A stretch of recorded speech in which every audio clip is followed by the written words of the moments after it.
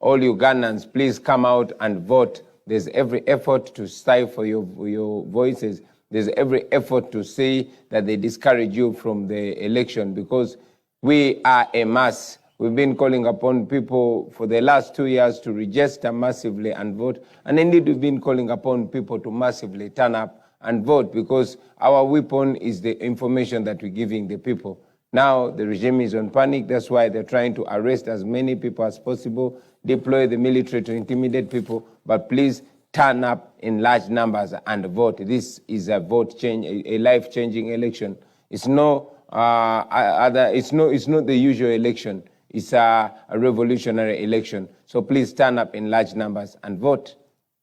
Well, it's been 60 rigorous days of campaigning across the country, dogged by a number of challenges here and there. What story would you write home as you look forward to Thursday? Well, it has precisely been a war zone. It continues to be a war zone. It was not any kind of free and fair campaign. The Electoral Commission has not been and continues not to be in charge. The election and the campaign period was taken over by military and police. It was marred by violence. Never before in Uganda has a presidential candidate had to campaign in a bulletproof vest and a ballistic helmet.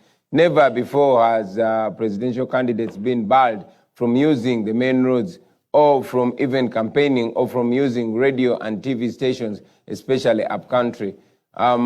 There's never been so much murder. You remember the November massacres, where more than 100 people were murdered, although General Museveni says 54. Many of our comrades were, brutalized. As we speak now, my entire campaign team is in prison, some in Chitalia, some in military detention, others in police stations across the country. And many continue to be abducted and arrested by the security forces. So it has been a war zone. However, we thank God that we are here. We've been able to accomplish or to reach where the mission has reached so far. We told people that in this campaign, we are no longer reading from the book of Lamentations, but from the book of Acts. So much as it has been full of hustle, much as it has been marred with violence and a lot of impunity, we are here and we will get there.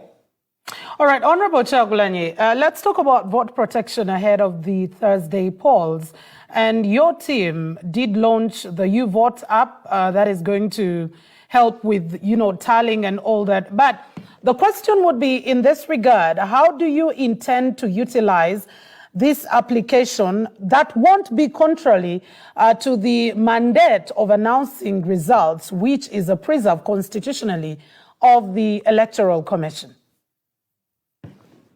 We did not talk about announcing the result. We talked about guarding our election and make sure we have an accurate result. It is the duty of the Electoral Commission to announce a result, but so is the duty of the Electoral Commission to arrange free and fair elections, to ensure that all candidates have and enjoy their democratic rights as per the law. But you have seen the Electoral Commission has been biased. The Electoral Commission itself has been silent on the murders, on the arrests, on the brutalization, on the blockage of opposition candidates from campaigning.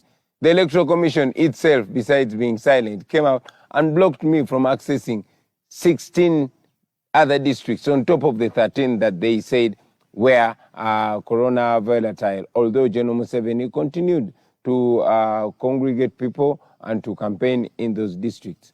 So we are not looking at the Electoral Commission for answers. Like we've been saying, we look at the people of Uganda for answers. And therefore, we came up with this application to have our accurate result, so that if the Electoral Commission chooses to continuously break the law and refuse to reflect and announce the voice of the people of Uganda, we have our result. We have an independent and clear result. So that is why we had that application. But again, you saw probably a month back, the NRM, the ruling party, announcing that they have an application. That application was not to collect food. It was to audit the election. You had the Electoral Commission of the NRM announcing officially that they would have their own tally center. I did not hear the Electoral Commission mention or complain about that. I did not hear you ask anybody about the illegality of that. So I think just like the Electoral Commission should be balanced, you should also be balanced in your questions. My question is really balanced, and that is why I asked how you intend to use it, given the fact that this is a preserve of the Electoral Commission announcement. I hope you take it in that faith. Now, given the fact that you have talked about... I certainly do. And given the fact, sorry about that, I'll give you time to respond. Now, given the fact that you've said yes, this is to protect your vote, and you do have a right to that, question would be, if the Electoral Commission does not announce the voice of the people, like you say, how do you intend to go about with the data that you have collected as a team of the National Unity Platform vis-a-vis what the Electoral Commission would have announced? Well, the reason why the Electoral Commission gives a copy of the declaration of result form to our agents is to ensure that we have compiled audit and come up with a title, with a total. And we are not doing that 1986 style. We're doing that 2021 style because we are a new generation. And that's why we're using an application. We are not collecting this data to make pillows out of it. We are collecting this data to come up with a total and to know the real result of the election, which we will know and we'll let the world know. All right, Honorable Bobi Kyagulanyi, I beg your pardon, Honorable Kyagulanyi Sentam, ahead of the elections, there are over 35,000 polling stations where Ugandans are expected to be casting their ballots.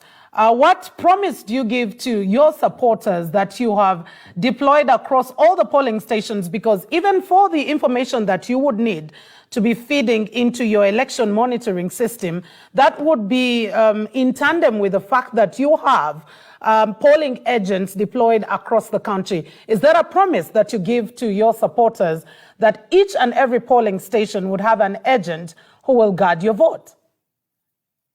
Well, this is not a promise I, as Kyagulanyi, am giving to the supporters and the people of Uganda. This is a promise that we, as a people of Uganda, are giving to each other. I've always been saying, and let me say it again, that this is not about Kyagulanyi.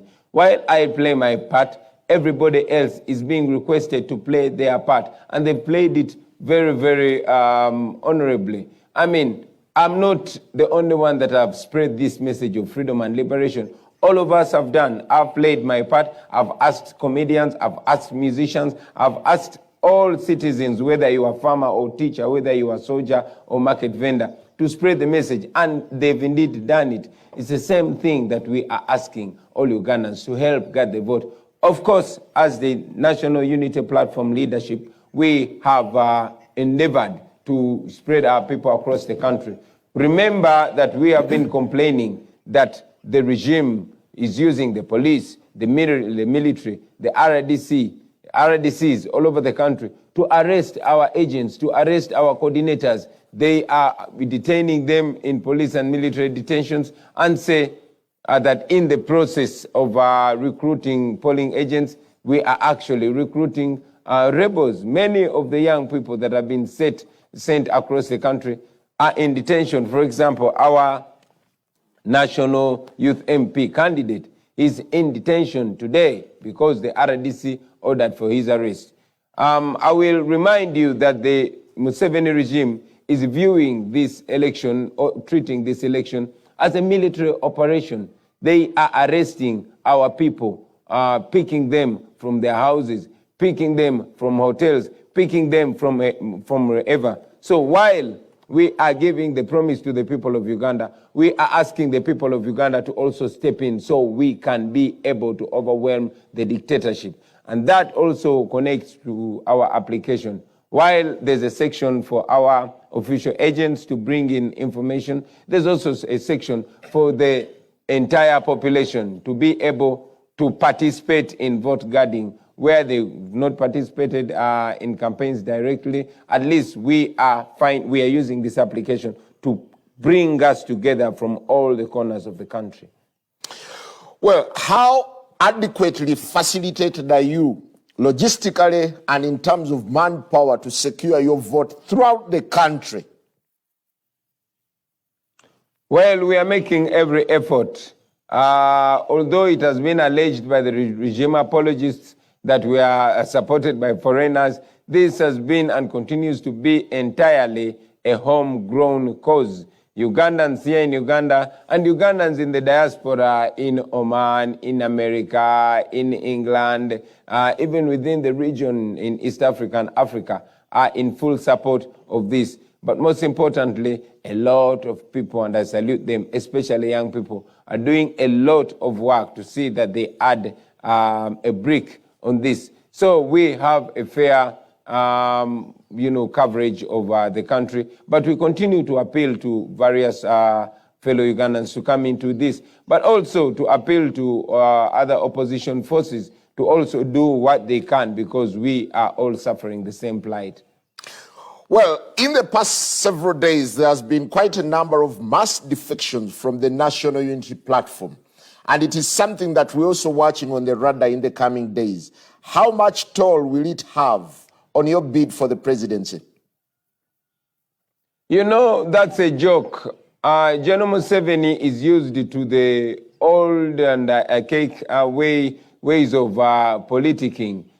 Every time it comes towards an election cycle, they parade a number of people from wherever they come, and they claim that they are defecting from the National Unity Platform. You have seen the regime using the police to raid our offices, to confiscate our paraphernalia, the T-shirts, the berets, and everything, and posters, and then later trying to use it against us. We don't know the people that they say are defecting.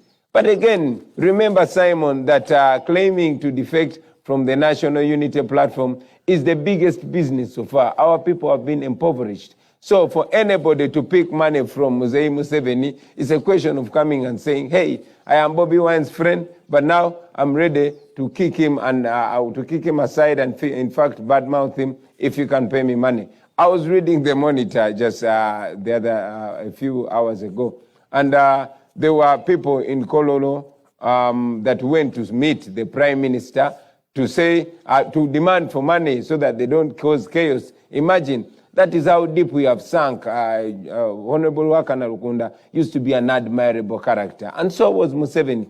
But to see that these, our former leaders who have turned into misleaders, have sunk so low, it does not make us, it does not describe us. It describes them. It describes what kind of liars they've been. It describes how ideologically handicapped they are. Now, they don't use any, they don't convince anymore. They don't have anything more constructive anymore to tell us to win our mandate and our trust. They either use taxpayers' money to buy us out, or they coerce us by beating us, imprisoning us, or killing us. But that should remind us that this is what has been happening with all tyrants before they fall. All right, Honorable Kyagulanyi Ssentamu, following your campaign trail, there have been a number of promises in your manifesto to the Ugandans, to the different cross-sections of society, among which you did promise the least earning serviceman to have about 1 million shillings. You've promised better hospitals, infrastructure, among other things. Also over time, and as a legislator, you've spoken against Uganda's indebtedness with regard to how much the government is borrowing. Now, let's speak to aspects of revenue, meaning away from borrowing, the other option would be tax mobilization within its country. But looking at the numbers given by the Uganda Revenue Authority as at 30th October 2020, we did have a tax register of just about 1.6 million Ugandans, and 1.3 of those are individuals. We have grown the tax register by only about 0.81%, and yet also the tax to GDP ratio continues over the 10 years to grow at minimally an average of 2%. How do you intend to provide the resources through the available means in the country to fulfill your pledges as a president, if given the mandate? Thank you very much.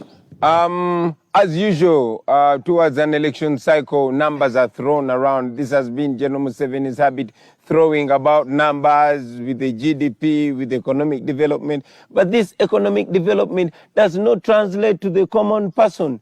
It does not reflect when you look at people. So that became nonsense to us. We are not going to throw around numbers. We want to talk about economic development that is reflected with the common person, that is showing change in the lives of the common people.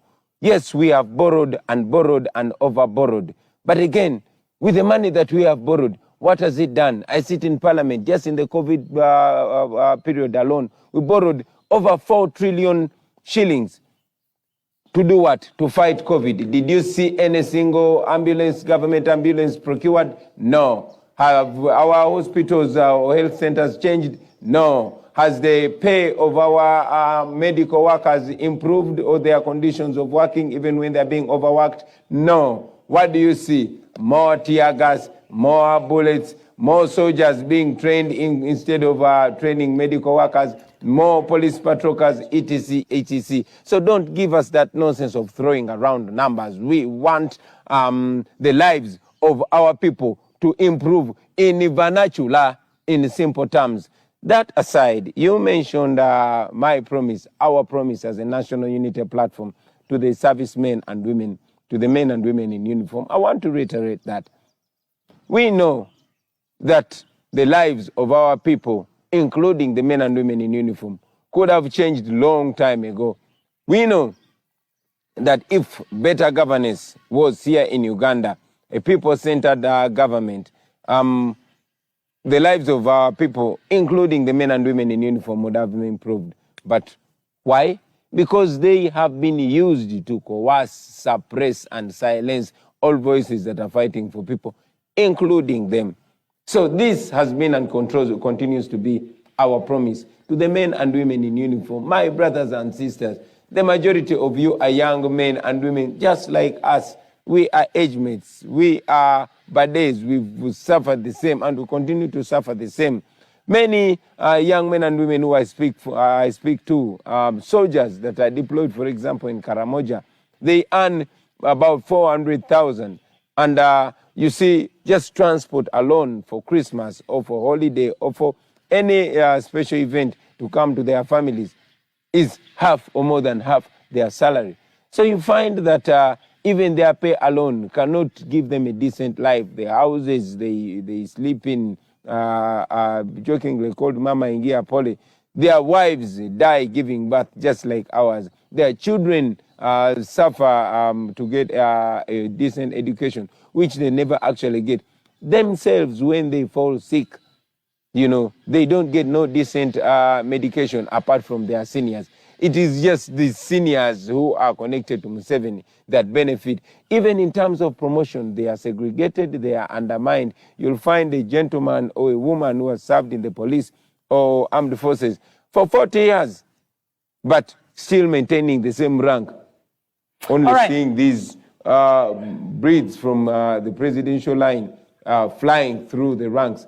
So we hope to make life better for you. All right, Honorable Chagulanyi. To suppress the voices that are, don't be used to suppress the voices that are actually fighting. Honorable Chagulanyi. Do not go down. Don't be like the fly they talk about that went to the grave with the corpse. You are being used by an old tyrant whose future is already behind him. But we as a generation, our future is ahead of us. So serve the nation, don't serve the dictatorship. Honorable Chagulanyi, I'll take that as an allegation, but it's okay. The reason I'm giving you the statistics is not because of anything else, but you seek to become the president of Uganda. And these are the realities, because these are figures from the Uganda Revenue Authority. And the reason I'm bringing them forward is because if the Ugandans on Thursday give you the mandate to become the president of the Republic of Uganda, these are the realities that you are going to face. And my question is, how different do you hope to do things from the government that has been here for the last 35 years? The difference is going to be that we are going to empower the institutions, not the individual. The problem we have today is that an individual has usurped all the powers of all institutions. He single-handedly, or maybe with a few handlers, budgets for the military and does it his way, not the way it's supposed to be done. The same thing with all these other institutions. He, as an individual, decides the fate of our health sector, and that explains why even when numbers are put on table, even when good proposals are put on the table, even when we are signatories to life-changing protocols like the Maputo Protocol, like the Abuja Declaration, which required us to at least invest a mere 15% of our national budget in our health sector, we have not done that because the priority is not to better the lives of the people. That is why our hospitals continue to sink. That is our schools continue to rot. That is why all other sectors are not cared for. Why? Because ideas are there. They are put on the table. Well, but again, so-called intelligent figures and convincing then are put on the table and read about. And Ugandans hear figures being thrown about, but not translating into life-changing situations that they live in. Honorable Robert Kyagulanyi, finally, what is your relationship with homosexuals, like the president alleges, and foreigners? Well, that is nonsense. It is a shame. It is really disrespectful to be talking to a married man who is married to a woman who you know. You continue. I feel insulted to be drawn in sexual talk with whoever when we have a few hours to lead to an election. General Museveni has always tried to paint us with any negativity, with violence, and with whatever. He cannot convince people anymore, okay? You know I'm a married man. You know I'm a culture man that would rather come to this national TV and use these last minutes to talk about how best we are intending to peacefully, constitutionally, and non-violently liberate ourselves. But you're driving us into sexual talk, which to me, I find very, very diversionary, okay? We are being supported by Ugandans. General Museveni can talk about whatever. I saw him today trying to change the narrative, trying to be a younger person, Ibacharibange, Ibabradi, etc., etc. Why? Because he does not have anything more to tell Ugandans. I am telling Ugandans that we are a 21st century generation that need 21st century solutions. I'm telling people, which already they know, that we want to bring back the rule of law and respect for the rights of the citizens. We want to end arbitrary arrests. As we speak right now, Nubian Lee, Eddie Mutwe, and more than 100 other of our supporters are in jail for committing no crime. You are not talking about them. You are asking me about homosexuals. Come on, Simon. Don't be one of the journalists that are being used to divert the pain of the people of Uganda by bringing around nonsense other than talking about sense and other than bringing the pain of Ugandans on the forefront. What percentage of victory do you predict on Thursday? Come again. Please ask again. What is your prediction in terms of percentage of your victory come Thursday? Well, you have all seen the entire nation is warming up for change. General Museveni is panicking. That is why they're trying to use every opportunity to divert the minds of the people of Uganda. We are going to the polls. I continue to call upon the people of Uganda, please turn up and vote. Muveyo, Mulonde, they have brutalized us, they have tear gassed us. I cannot go out to campaign. They are trying to divert, to bring every kind of nonsensical talk to change the inevitable. We have been talking about a new Uganda. We have a few hours to go to the polls. Please come out and vote. Don't be diverted by anything. This is our opportunity to change our plight. It's our opportunity to break free from the shackles of oppression. It is our opportunity to peacefully, non-violently, and constitutionally end a 35-year-old dictatorship. Well, thank you very much, Honorable Robert Kyagulanyi, for speaking to us, and best of luck in your pursuit. Well, now we want to... Thank you very much. Thank you. Let's go to candidate Henry Tumukunde, General Henry Tumukunde, retired, but on the campaign trail. Well, a very good morning, General, and thank you for joining us on the Morning Breeze. It's 3 days to polling day. How prepared are you?